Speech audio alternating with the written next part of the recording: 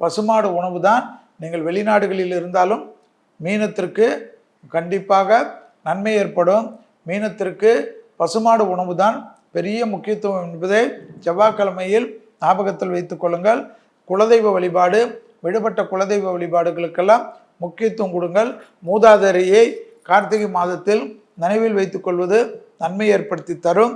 கண்டிப்பாக குலதெய்வத்தை போற்றுவதும், குலதெய்வ கோயில்களுக்கு ஃபோன் செய்து உங்களால் முடிந்த கைங்கரியங்கள் செய்வதும், அன்னதானம் செய்வதும், அரிசி பருப்பு வாங்கி கொடுப்பதும், மிளகு சீரகம் கல் உப்பு வாங்கி கொடுப்பது. கல் உப்பு வாங்கி கொடுத்தாவே பெரிய கஷ்டம்லாம் போயிடும் என்பதை ஞாபகத்தில் வைத்துக் கொள்ளுங்கள்.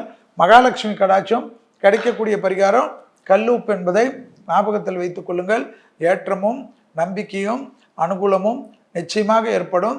மீனராசிக்காரர்கள் 40 நிமிடம், அதில் 30 நிமிடம் கடுமையான உடற்பயிற்சி, 10 நிமிடம் மனதை ஒருநிலைப்படுத்தக்கூடிய பயிற்சி, ஸ்ட்ரெச்சிங் என்று சொல்லக்கூடிய எல்லா இடத்திலும் நமக்கு வலி இல்லாமல் இருப்பதற்கு ஏற்றவாறு பயணித்துக் கொள்வது